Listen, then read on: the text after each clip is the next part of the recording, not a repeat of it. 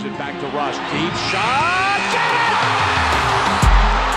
What a perfect ending to a historic day. Westbrook gives the Thunder the victory. Fala, meu povo, aqui é o Lucas do Thunder Brasil. Exclusivamente hoje, bom dia, porque estamos gravando sábado de manhã, pós-derrota da madrugada de sexta pro Sacramento Kings.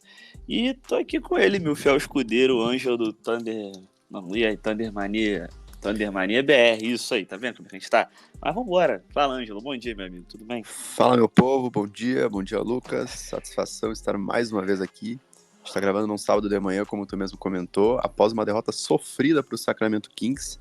Acho que nem eu nem o Lucas dormimos direito, né? Então desconsiderem um possível mau humor da nossa parte. E bora lá comentar um pouco dessa semana que passou e projetar os próximos jogos pela frente. Vamos começar, né? Já estamos aqui, a gente já tá irritado, a gente tá frustrado, principalmente com essa derrota.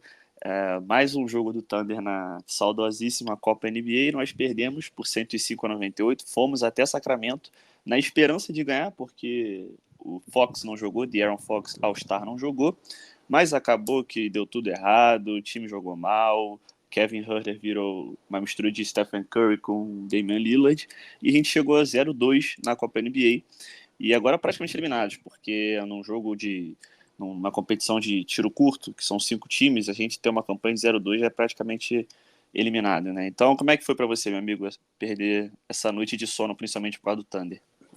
Esses jogos na costa oeste são os mais complicados, né? Por causa do fuso horário. Então, para nós aqui que moramos no Brasil, por exemplo, é sempre uma tarefa mais árdua, né? Mas, enfim, 0-2 na Copa NBA, eu acho que é um sonho que se torna distante, né? Então, fica complicado. Ontem a gente fez uma partida bem irregular, sabe? Começamos muito mal.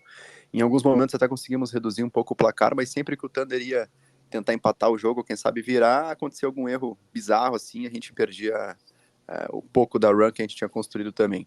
Então eu acho que, tirando o Shai Gilgeous-Alexander, o resto do grupo foi todo muito mal também. Chat muito, muito irregular, eu acho que o time tá com muitas dificuldades para se adaptar a ele, e aí não é culpa dele, né? É culpa do sistema em si. Acho que dá pra gente colocar na conta do Marco Daigneault. O Josh Giddey tá perdidinho na lineup titular, não tem muitas funções definidas, e outros jogadores também passam a oscilar, né? Acho que como um conjunto, como um grupo, né? Quando um jogador não dá certo, os outros também acabam também não conseguindo dar. O caso do Shai é específico porque ele é o principal jogador do time, né? Ele é um All-Star afirmado na liga. Os outros jogadores acabam sendo prejudicados pelo sistema do Mark Daigneault, que não tem funcionado muito nesse início de temporada. Mas vamos lá. O Mark tá bem esquisito. Ontem, exclusivamente, ele tomou as decisões bem bizonhas. O time já tava mal, o time já tava oscilando pra caramba, mas por conta das qualidades individuais, principalmente do Shai, a gente conseguiu chegar no placar.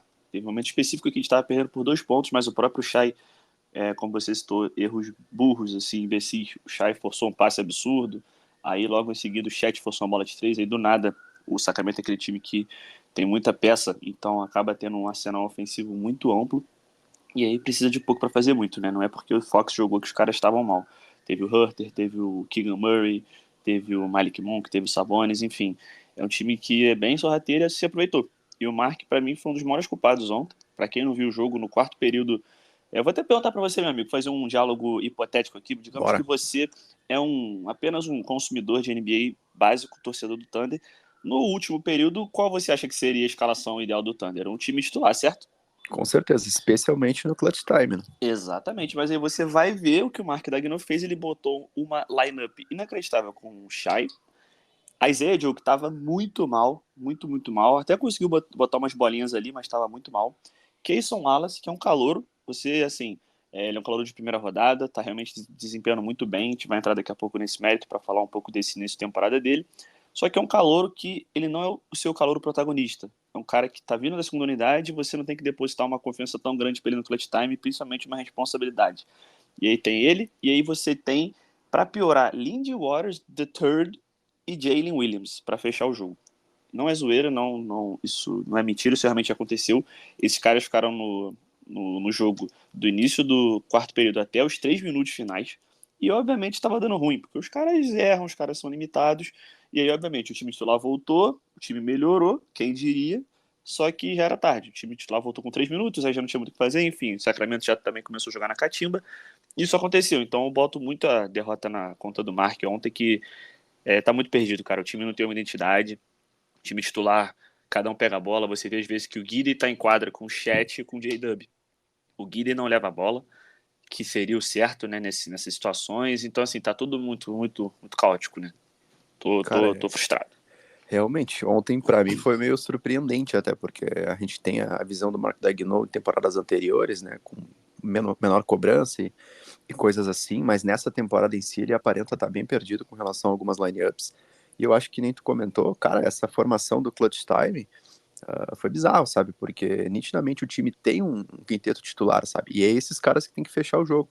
O Isaiah Joe até entendo, porque o time precisava buscar o placar, ele é um cara de bola de 3 que traz mais volume de jogo, mas é uma peça específica, sabe? Não tem por que tu ter o Lindy Waters, por exemplo, e o Jalen Williams, tendo o Ludort e o Chet no banco. Esses caras têm que estar em quadra nos momentos decisivos, sabe? Então, erra o Mark Daigneault, foram 2 minutos que a gente ficou sem esses dois jogadores em um momento decisivo do jogo e acabou pesando, né? Então, por mais que o Thunder tenha feito um jogo muito ruim, a gente ainda assim teve a chance de tentar encostar no placar, sabe? E eu acho que não conseguimos muito por conta disso. Exato. Só pra gente fechar também o jogo de ontem, pra gente não ficar só falando dessa tragédia, o Ângelo até postou no Twitter dele ontem que é bizarro, né? Porque você dava tempo de jogo pra Lindy Waters, sendo que você tem alguns jogadores melhores. Não tô nem entrando aqui no mérito de jogadores bons, excelentes, mas Davis Bertans não joga, Midget não joga, o Trey Mann não joga. É bizarro, né? O Lindy Waters, O assim, Aaron Wiggins também não Aaron fardou ontem, Wiggins, né? bizarro, cara. O Aaron Wiggins é um cara completo, ele consegue fazer de tudo ali, consegue, pô, levar a bola se precisar, matar a bola do perímetro, entrar, defender, enfim. É bizarro, é bizarro. Eu respeito muito o Lindy, a gente já falou muitas vezes do Lindy. É um cara, pô, ser humano excelente, mas jogador de basquete, num time que quer ser competitivo, não tem como. Não tem como. E ele já teve muitas chances e, tipo, não era pra tá tendo chance agora de novo.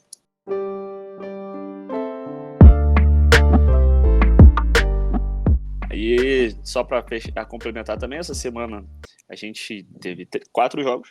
Perdemos para Golden State num jogo muito bom. Perdemos por 2 pontos, sem o Shai. Ganhamos de Atlanta e ganhamos de Cleveland. Foram nossos jogos em casa. Agora a gente vai começar a oscilar no sentido de tipo jogar fora de casa, dentro de casa. Mas a gente vai trazer um panorama hoje meio diferente, focando um pouco mais no desempenho dos jogadores. Queria saber do Ângelo, por parte dele, quais jogadores ele tá achando que tá surpreendendo mais, decepcionando mais. Eu imagino que já sei que ele vai falar, mas quem é, Ângelo? Quem você colocaria no pedestal aí, positivo ou negativo nesse de temporada? Vamos lá, então, para começar, eu quero dizer que eu acertei a previsão, né? Foi um 2-2 nessa semana, acho que Acertou. tu tinha chutado 1-3, né? Tu tinha sido 3. mais pessimista, Pois mas é. deu a lógica, né? A gente acabou perdendo pro Golden State, um jogo suspeito, né? Uma Porra, reta nem final falo. bem complicada por parte da arbitragem, acho que tinha tudo para ter sido um 3-1 ou algo assim. Mas vamos lá, 2-2, e agora vamos tentar se recuperar nas próximas partidas. Com relação ao desempenho individual de alguns jogadores, eu acho que o Shea conseguiu retomar o nível dele depois aquele jogo de 7 pontos contra Denver, né? A gente viu ele com uma sequência de partidas de 30 pontos, conseguindo ser um cara mais decisivo, incluindo um jogo de 43 pontos contra o Hawks nessa semana. Então dele eu acho que a gente não pode reclamar muito. É o centro do time, é o cara que tem que ser o responsável pela maioria das ações do time em quadra, e eu acho que isso tem acontecido. Cara, Cason Wallace, acho que esse cara tá surpreendendo, né? Já se tinha uma ideia do que ele poderia contribuir na época do draft, mas eu acho que o desempenho dele tá sendo ainda acima, tá sendo muito eficiente, é um cara muito inteligente. Eu acho que isso, os scouters do draft na época da seleção acabaram não focando muito. Ele é um cara muito inteligente de verdade, Muito, muito. consegue ler muito bem os espaços, tanto na defesa quanto no ataque, e isso gera cestas fáceis para ele, de certa forma, né? Um cara que consegue estar sempre atacando o espaço em branco para conseguir receber a bola dos companheiros e conseguir finalizar. Então, até no perímetro, ele tem conseguido ter um bom aproveitamento, batendo para dentro também, sendo um cara que corta para a cesta, e defensivamente também muito bem. Eu acho que ele é um ponto positivo do Thunder. Inclusive, acho que depois a gente vai comentar, né? Tá aí no top 10 Sim, da sim. lista de calouros da temporada, ao lado do nosso Chet Holmgren. Perfeito. E aí, claro, o Chet Holmgren é um cara que tem um início de temporada bom também, mas muito por conta dele, porque ele é de fato muito bom, sabe? Ele é um cara que consegue produzir, que nem o Cason Wallace, tanto na defesa quanto no ataque. Mas aí entra a parte do time. O time não tem conseguido potencializar ele, sabe? A gente tá vendo algumas dificuldades. Eu até destaco o fit dele com o Josh Giddey. que eu acho que ano passado na Summer League tinha sido muito bom. Acho que os dois tinham se adaptado muito bem, a gente até criou uma ilusão em torno disso, mas Total. nessa temporada não tá acontecendo. Boa parte das cestas do Chet, ou ele cria, né, vai batendo para dentro, vai trombando e conseguindo a pontuação, ou ele arremessa de fora, ou ele pega um rebote ofensivo, o time não cria para ele. Eu acho que isso é preocupante. E que nem eu falei lá no início do episódio, não é culpa do Chet. Eu acho que é culpa do sistema e culpa do Mark Daigneault. Foi uma coisa Então, só claro, rapidinho, uma coisa que o Sacramento fez muito bem com os Sabonis, né? claro, Eles usam ele ali como âncora ali, ele fica na ponta do garrafão, fica ali perto da cesta e tudo gira em torno do Sabonis. Então acho que o Thunder deve ter exatamente. que fazer isso também, porque pô, o cara como o Chet tem um arsenal incrível em todos os sentidos.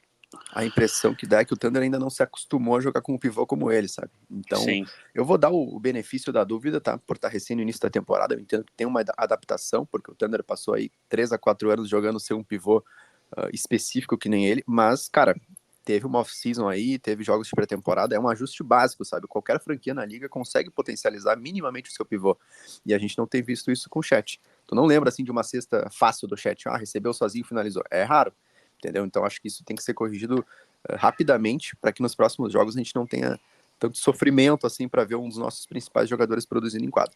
E aí, citando outros atletas, acho que o Ludort, cara, o Ludort me surpreendendo, né? Eu era um cara que tinha uma outra visão sobre ele, especificamente pelo que ele jogou na última temporada, mas nessa ele tá muito bem de verdade, conseguindo ser um cara mais efetivo, mais, eu não vou dizer inteligente, porque eu acho que o QI de jogo é uma parada que o jogador vai nascer com ele, sabe?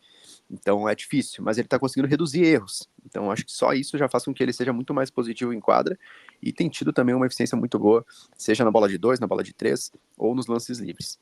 E aí o meu destaque negativo, eu acho que vai ser o mesmo que o teu, Josh Giddey, né? Temporada até aqui infelizmente. fraca, é um cara que parece sem função em quadra, a gente não sabe qual é a exata contribuição que ele vai trazer para o time, né? Ele não tá sendo mais aquele armador de ofício que nem foi em anos anteriores, até tu citou, pô, quando o Shea não tá em quadra, quem leva a bola é o Jalen Williams, não ele. Então, é um ajuste estranho, sabe? Ele não tá cumprindo a sua própria função. Defensivamente, ele é um cara também que deixa a desejar, então fica a questão, né? A gente espera que ele se recupere porque tem potencial e já mostrou isso em momentos anteriores. Mas é preocupante. Ele é um cara que na temporada passada, por exemplo, conseguiu contribuir inclusive em bolas de 3, e nessa temporada a gente não viu ainda. Não bate para dentro a ponto de sofrer falta para cobrar lances livres. Então são ajustes que ele tem que fazer no jogo dele. Eu acho que o Mark Daigneault tem que fazer para ele também conseguir se enquadrar 100% no time. Fica a preocupação por parte desse jogador, mas assim como eu vou dar um desconto para o Mark Daigneault, eu vou dar esse desconto para o Giddey justamente por a gente estar recém nos jogos iniciais. Mas é algo para ser repensado aí para os próximos jogos, para a gente conseguir evoluir na temporada.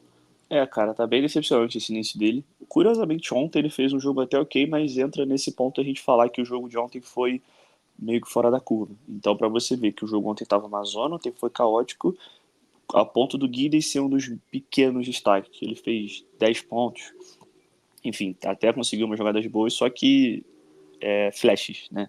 Lances isolados que a gente via bastante nas temporadas passadas, só que nessa a gente não tá vendo. É bem preocupante porque ele tá meio. Pra mim, o que mais me surpreende é porque o Guida a gente sempre falava que ele tem um QI de basquete muito grande, muito elevado, ele é um cara muito esperto. Né? Não tô nem exagerando, o cara é realmente esperto. Você pode ver várias jogadas dele aí que ele arruma um passe do nada, um passe que, tipo assim, você vê claramente que é uma pessoa um pouco diferente de QI, só que ele tá passando por essa dificuldade. Então eu esperava que no meio de uma adaptação e tal, ele seria um dos primeiros a se adaptar. E ele tá sendo um dos últimos. Claro que o time todo tá se adaptando ainda, a questão do chat principalmente, mas, igual você falou, o fit dele com o chat parecia uma coisa muito boa. E agora não existe. Eu não lembro de uma jogada que o chat vem, faz o bloqueio, o Guide vai, e aí o básico, faz um pequeno básico e passa a bola, assim, sabe? Então é complicado, muito complicado. Eu tô decepcionado com o Guide. Confesso que não tô vendo a projeção muito boa de melhora. Enfim, torço para que melhore. Mas é ter fé, né? Porque, entrando agora, até falando do Ludort, que pra mim é o destaque mais surpreendente da temporada pra gente, eu não tinha fé e deu certo, né? O Ludort, confesso que na temporada passada, quando acabou, eu tava descrente, tava assim, tinha chutado o balde em relação a ele e agora ele tá fazendo o que tá fazendo. Ele tava no top 10, inclusive, de porcentagem de arremesso de 3 pontos. Provavelmente ontem despencou, porque o time foi pessimamente mal do perímetro. Inclusive o Thunder tinha 3 jogadores no top 10 de aproveitamento de 3 pontos. Era o Ludort primeiro, se não me engano liderava a liga. Tinha o Chet ali no top 5 e o Keyson Wallace fechando. Então, o Lu Dort positivamente muito bom. Esse lance do volume dele ter diminuído é muito bom, porque no meio do caos ele tipo, tá se aproveitando, né? Porque ele tem noção de que ele não leva a bola nunca. Então, ele não levou na bola, ele sobra ali, consegue desenrolar no perímetro. Defensivamente, a gente sabe da qualidade máxima dele. E isso é muito bom, isso é muito bom. E falando só do Cason Wallace, rapidinho, até pra gente entrar nesse lance da Rookie Ladder, o Cason Wallace é muito bom, cara. Ontem teve um lance específico que ele deu um tocaço, cara. Não sei se foi no Lyles ou no Keegan Murray, ele deu um toco muito absurdo. Acho que foi até no quarto período ali, enfim, no terceiro período, já tava no finalzinho. Ele deu um tocaço e ele, no ataque, foi fazer a bola de três para se consagrar, errou, mas aí brigou ali, conseguiu a bola de novo, conseguiu matar a bola de três. Então, um calouro muito, muito bom. Moleque muito, muito bom. Dá uma esperança, né? Porque, sei lá, por exemplo, se o Josh Giddey não vingar, por exemplo, se a gente eventualmente trocar o Josh Giddey por um ala da vida aí, a gente tem a opção, né? De repente formar um backcourt ali com o Shai e com o Cason Wallace. Cason Wallace que tá na 10ª posição dessa Rookie Ladder e Chet Holmgren em segundo atrás do Wembanyama, né? Você achou justo essa primeira lista aí que a NBA soltou? Eu achei padrão, assim, era mais ou menos o que a gente esperava, e eu até comentei também no perfil que é algo que deve se manter, né, cara? É difícil não ver o Victor Wembanyama sendo o calor da temporada, né? Eu acho que muito pelo desempenho dele também, muito pelo hype, então a gente sabe que vai ser difícil para o Chet conseguir esse primeiro lugar. Mas o segundo lugar tá de bom tamanho para ele, um início promissor, que nem a gente comentou aqui, e o Cason Wallace é um cara que tem aí um potencial para crescer ainda mais, né? Eu acho que ele está surpreendendo porque a gente comentou até no primeiro episódio, se não me engano, né? O Thunder não teria uma figura específica de sexto homem, que o banco ia jogar mais ou menos todo junto, e o Cason Wallace está sendo esse cara. Eu acho que se tem um sexto homem no Thunder hoje, é ele, pelo desempenho que ele tem trazido para a quadra, sabe? Então é uma projeção aí animadora. O 10º lugar é justo, né? E a gente espera que com os próximos jogos, com ele ganhando mais confiança, se adaptando mais ao ritmo da liga, ele consiga evoluir ainda mais, porque de fato está muito bem, sabe? Ele parece uma versão mais jovem do Lu Dort, talvez, um pouco mais Sim. inteligente, sabe? Ele consegue unir o que o Dort tinha lá no início, né? Ele é um cara rápido, um cara que é muito atento às trocas, cara que rouba a bola, que dá toco e consegue produzir no ataque ainda. Então, o potencial dele é gigantesco. E em alguns momentos ele até tem fechado jogos, né? Assim como ontem, em outros jogos, eu não vou me lembrar de cabeça agora qual foi o jogo, mas o Guiri estava no banco e quem fechou foi o Cason. Então ele já Exato. tem tido esse apreço também por parte do Mark Daigneault, justamente por ser um jogador de impacto. É o que a gente sempre fala, né, cara? Impacto. Acho que é o principal que um jogador pode trazer para a quadra de NBA. Então, em momentos específicos, é muito bom ter um jogador como o Cason Wallace. Eu acho que hoje se prova uma decisão acertada do Sam Prest, né, que tem os seus erros, mas acho que foi mais um acerto dele nessa prospecção de atletas, porque realmente tem contribuído demais. Total, quando a gente escolheu ele no draft, a gente até ficou um pouco, mais um armador, mas acabou fazendo sentido, porque ele já de cara, a temporada mal começou, ele já é meio que esse terceiro rosto na armação. Então, um belo acerto do Sam Prest. E falando especificamente do Chet, o Dembanyama, eu acho que vai seguir também esse panorama aí. O mais importante para mim nesse aspecto é o Chet estar em segundo, porque o Dembanyama vai ser primeiro. O Dembanyama já fez coisas nessa temporada que o Chet não fez ainda, que o Chet vai fazer. Talvez o Chet não faça essa temporada as coisas que o Dembanyama tá fazendo. O cara teve quase jogo de 40 pontos. Ontem, por exemplo, teve contra Minnesota quase outro jogo de 30. O Chet nem chegou num jogo alto de 20 e poucos pontos ainda. Então, eu vejo realmente esse gap entre os dois, essa distância entre os dois, é justo, né? Todo o hype do Wembanyama, enfim, se justifica, o cara tá fazendo valer todo esse hype que criaram em cima dele. Mas para mim o Chet não tá tão atrás, ele tá atrás, mas ele tá ali atrás. Então é justo. Espero que ele siga na segunda colocação ao longo de todo o ano, de repente até, se tiver uma semana astronômica, passar o Wembanyama, até porque a gente sabe como é que a NBA é, né? Se uma semana eles liberarem uma lista dos melhores calouros da semana, com o Chet na frente do Wembanyama, isso vai dar o que falar, isso vai dar uma Com certeza. apimentada. Então, assim, não duvido nada que ele passe uma vez ou outra. Mas, realmente, pro prêmio do final do ano é só se, assim, uma tragédia acontecer ou o Chet virar do nada o MVP. Então, pra mim tá de bom tamanho, mas eu não aceito também, tipo, que ele não fique em segundo. Tipo, sei lá, Alzar Thompson tá jogando muito, enfim, outros calouros estão jogando muito bem, só que pra mim não tem condição do Chet ser ultrapassado. Aí eu já acharia esculacho. Eu acho que é muito também pelo protagonismo dele, né? O Alzar Thompson tá jogando demais mesmo, de verdade. Esse cara até tá me surpreendendo com relação ao desempenho dele, tá jogando muito. Eu acho que eles fecham a trinca ali dos 3 principais calouros da temporada.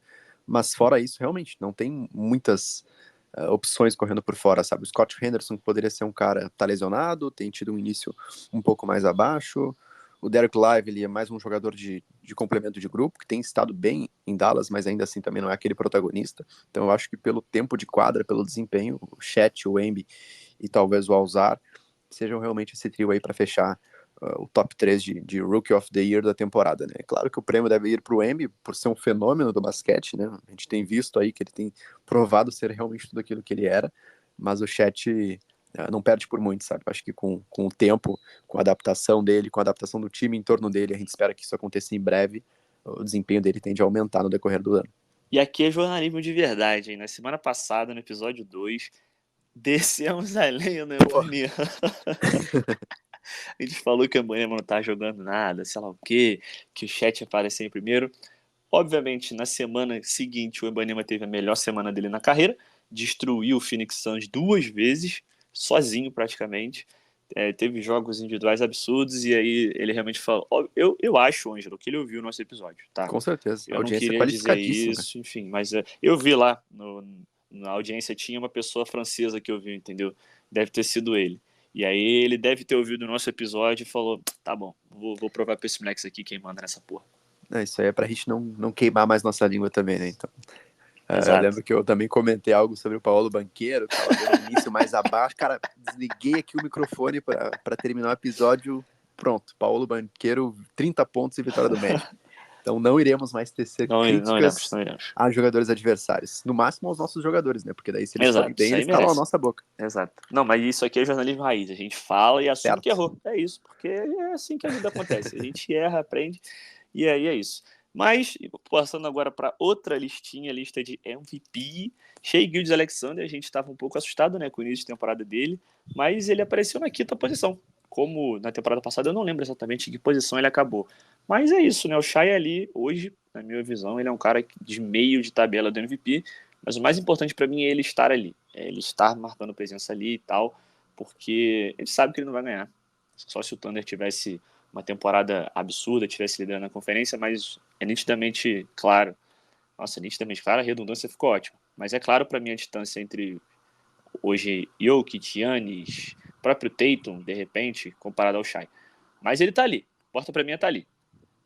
Com certeza, cara. Eu acho que esses jogadores que tu citou até são jogadores com mais tempo de liga e mais provados, né? Então, o tempo acaba jogando a favor deles também. E o Shai, por estar num time com um processo de... Agora não dá nem para dizer mais reconstrução, né? Eu acho que a gente já é um time formado, assim, e é só basicamente ajustar alguns pontos. Mas eu acho que em torno disso, o Shai realmente teve um início um pouco mais abaixo, né? Nos primeiros jogos, mas depois conseguiu engrenar e tem tido um bom desempenho essa semana, sabe? Então, nos dá esperança de que ele mantenha o nível da temporada passada e consiga aí liderar o Thunder, quem sabe para um playoff, algo do tipo, playoff com vaga direta, né, para conseguir estar ainda mais acima na listagem da NBA. A gente sabe que é difícil, né, porque, pô, a Liga Americana tem um mar de jogadores excelentes, absurdos, cada ano surge um potencial diferente, mas o Shai é um desses caras, sabe? Ele é um dos, se não um top 10, talvez seja um top 12 da liga, então ele tem que ser tratado como tal, sabe?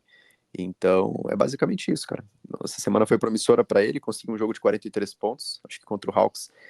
Eu prestei atenção no segundo tempo, ele não passou a bola para ninguém. Ele foi um cara que, acho que ele estava buscando o career high dele em pontos, né, que é Faltou 44, ponto. se não me engano. Faltou ponto. Exatamente. Então, a gente vê também que ele se preocupa com isso. Vamos ver até que ponto ele consegue ser esse cara. Eu confio totalmente, realmente, que ele seja o franchise player do time para os próximos anos, mas o Thunder também tem que contribuir, sabe? Tem que estar nos grandes palcos para ele poder desempenhar e ser cada vez mais notado na NBA. Eu acho que minha bold prediction assim para a temporada do Shai é que ele vai ter uma temporada igual a do ano passado. Não vejo um salto muito grande, não sei o que tu acha. Mas esse ano, essa temporada, vai sair o jogo de 50 pontos. Eu quero muito um joguinho de 50 pontos do Shai. Nossa, eu quero muito. Tem que ter, né, cara? Tem que ter. Ele é um scorer excelente, então falta um pouco desses grandes números em pontuação, talvez, né? Ele é um cara muito consistente, né? Um cara que consegue uma sequência de jogos de 30, de 35, 38, mas para cruzar a barreira dos 44, 45, a gente vê algumas dificuldades, talvez pelo fato de não ser um cara de grande volume na bola de 3, né? Que Sim, pois infla é. muitos números. Então, por isso, ele acaba sendo um chutador mais um jogador mais consistente, talvez, do que jogador de picos, assim, que tem aquele jogo de 50, que tem um jogo de 30, ele é um cara mais regular nesse ponto. Me lembra até Claro que as características são diferentes, mas eu lembro que quando o Paul George estava no Thunder, me chamava a atenção, né? Pô, o cara com um arsenal tão completo assim, o career high dele é 48 pontos. Ele não tem um jogo de 50 pontos na carreira. Eu acho que nesse meio tempo ele não conseguiu no Clippers ainda. Não conseguiu, não. Então é meio bizarro pra mim, porque é um recorde de pontuação bem baixo. Pô, naquela temporada do George no Thunder, foi bizarro, né? Porque ele teve vários jogos de 45, 47, e a gente não viu ele cruzar essa barreira. Então eu acho que o Shea agora tem tudo pra ser esse cara pra conseguir, enfim, um jogo de 50 pontos, que não vem desde Russell Westbrook. Rapaz, só pode ser. Né? Só pode ser, porque depois teve o Paul George, o Paul George não conseguiu, e é isso. O Paul George já era da era Westbrook ali, e é pois isso. É isso aí. Caraca, bizarro. Vambora. Playing with pace, and playing to my strength, playing in my comfort zone, and then my teammates giving me space to operate, and being ready to when they're open. And then you busted out that step back three when you needed it too, huh? E a gente, falando em pontuação alta, a gente vai puxar agora já para nossa reta final para puxar um pouco da prévia da semana que está por vir. O Thunder vai ter 3 jogos complicados. Para quem não sabe, o Thunder está com 5-4 na temporada e as 4 derrotas são para times da Conferência Oeste. Isso é preocupante porque nós somos da Conferência Oeste. Então a gente, se fosse para um playoff hoje, tomaria 4-0 em tese. Mas a gente vai jogar domingo contra o Phoenix Suns fora de casa. Vamos jogar terça-feira em casa contra o San Antonio Spurs, Chet contra o Wembanyama. E na quarta-feira, na verdade eu não sei se é de quarta para quinta ou de quinta para quarta. De quinta para sexta, porque é aquele jogo de meia-noite também contra o Golden State Warriors, fora de casa. Então são 3 joguinhos bem difíceis e eu digo que o Shai pode pegar um exemplo de pontuação individual no domingo, porque obviamente o Thunder teve a grandíssima sorte do Devin Booker voltar de lesão no domingo. Então iremos até Phoenix, iremos pegar no Phoenix completo, com o Devin Booker de volta. O Devin Booker que já teve jogos de 70 pontos aí, é um cara excelente. De repente realmente entra nesse lance de top 10 que a gente estava falando até agora. E essa semana é difícil, hein, cara? Semana é difícil, mas eu tô mais otimista do que pra última, por que pareça. Bom, se tu tá otimista, eu acho que depois desse jogo de ontem eu tô um pouco ao contrário, né? Acho que pela primeira vez aqui no podcast a gente já pode citar os palpites aqui? Pode, só vai. Bom, eu vou no 1-2, tá? Eu acho que Phoenix e Golden State fora, pelo desempenho do time nesse início de ano, né, de temporada, de season, eu acho que fica um pouco mais complicado. São jogos difíceis, claro que eu não vou desacreditar, mas a tendência a gente sabe que são 2 derrotas. E o Spurs em casa, mesmo sendo um clássico talvez, né, especialmente pelo fator rookies, eu acho que é um jogo que a gente tem condições de ganhar, assim. Eu vou no 1-2, tá? Mas claro que mais para manter os pés no chão. Se for um 2-1, muito melhor. Se for um 3-0, então a gente vai para as cabeças, provavelmente, do Oeste. Mas é realmente o que tu citou sobre o recorde do Thunder no Oeste estar totalmente negativo é preocupante. Até porque a gente sabe que não sei, é uma opinião particular, né? Eu sempre considero o Oeste um pouco mais forte, mais equilibrado, sabe? Com mais potencial de fornecer dificuldades. Então isso é sinal de que nos jogos mais difíceis a gente não está conseguindo desempenhar tão bem. Então é um fator realmente de preocupação e até por isso eu fico nesse palpite mais pessimista, talvez, mas seguindo a lógica, né? Vamos ver aí, esperamos que mais uma vez a gente seja contrariado pelos jogadores aqui na próxima semana. Essa semana eu tô mais otimista, mas assim, nada também, tipo, meu Deus, o time vai melhorar absurdamente. Acredito que a derrota da semana vai ser para Phoenix, sabe? Meu palpite seria 2-1. Acho que a derrota para Phoenix é um pouco inevitável, mas eu acho que pode fazer jogo, que de repente acabaria com 3-0, mas eu acho que 3-0 sonha muito. Mas eu vejo contra o Spurs, com todo respeito ao Wembanyama e tal, é um jogo que tem que ganhar. A gente vê vários jogos aí do Spurs contra times parecidos com o do Thunder, o próprio Minnesota, que jogaram na sexta-feira. Minnesota não teve a menor dificuldade. Minnesota que é um time que eu vejo bem parecido com o Thunder. Não à toa, na temporada passada, nós perdemos o play-in para eles. Então, para mim, tem que ganhar do Spurs. E contra o Golden State, o que me dá uma esperançazinha é o jogo de semana passada, que o Thunder sem o Shai fez um jogo muito bom contra o Golden State, fez um jogo excelente frente aos caras. E aí, por conta de arbitragem, enfim, não vou ficar entrando nesse mérito porque erra para todo mundo, mas naquele jogo erraram contra a gente. Aquela cesta inacreditável do Curry que ganhou o jogo não era para ter valido, segundo a regra. Mas enfim, contou, perdemos, só que o time fez uma partida muito boa e aquilo me deu uma esperancinha em relação a duelar contra o Golden State. Fora também que os caras são meio malucos, né? Do nada o Curry pode não jogar, enfim, mas isso aí não dá pra fazer palpite baseado nisso. Mas eu fecho 2-1 nessa semana. Se ganhar do Phoenix, eu vou acreditar muito no 3-0, mas meu palpite pra semana é 2-1. Inclusive, Ângelo, depois a gente tem que começar a anotar no papelzinho os nossos palpites Pra final da temporada a gente vê que acertou mais, pô. E aí Pois quem é. ganhar, ganha, sei lá, uma água. Não, lembrando de cabeça que eu acho que no primeiro episódio a gente apostou a mesma coisa, né? Acho que foi Foi aquela 3-1. sequência inicial e É. na real a gente perdeu, né? A gente apostou e perdeu porque o Thunder, se não me engano, deu aquela entregada histórica pro New Pelicans, Orleans, né? foi isso. Mas depois eu pego lá no Na segunda, no eu acho que arquivo. nessa semana eu acertei Não, e né, tu tu acabou acertou errando. e eu E agora a errei. gente entra num terceiro palpite aí. Dá Exato. pra gente fazer esse cálculo sim. Dá, Chegar dá. no último episódio lá, sei lá, no episódio 45, a gente tem um retrospecto aí pra ver quem é que foi melhor Perfeito. nesses Até palpites. porque nós não somos coniventes aqui. A gente gosta do conflito, do Não, embate. a gente vai criar um embate ainda vai mais criar. específico, né? Que tá no início de temporada, as coisas ainda estão se ajustando, mas as narrativas vão surgindo aí, né? Com Então certeza. talvez nos próximos episódios a gente tenha um embate maior aqui entre eu e o Lucas, né? Pra também não ficar aquele, como é que se fala? Jogo de compadre, sabe? Pô, aí não tem graça, pô. Aí o ouvinte até fica revoltado. Mas então fechou, meu amigo. Vou puxar aqui o encerramento. Nessa semana a gente até comentou lá no Twitter que a gente deixou pra gravar no sábado, até porque no jogo do Sacramento a gente comentou semana passada sobre, então não tinha necessidade de fazer episódio na sexta. Tivemos motivos extraordinários que não cabem nós entrarmos aqui pra falar. Tá muito Mas- difícil. Muito difícil. Mas enfim, deu tudo certo, estamos aqui gravando, daqui a pouco vocês vão ouvir, espero que nesse sábado ainda, e ao longo da semana também. Mais uma vez vamos agradecer, opa, a caneta caiu, agradecer a vocês por toda a audiência que teve, os números seguem nos surpreendendo, seja positivamente ou negativamente, deixem o seu feedback aí sempre, qualquer crítica construtiva é bem-vinda, e valeu, Ângelo. Eu que agradeço, mais um episódio pra conta aí. Obrigado a todo mundo que acompanhou, que tem acompanhado o projeto também.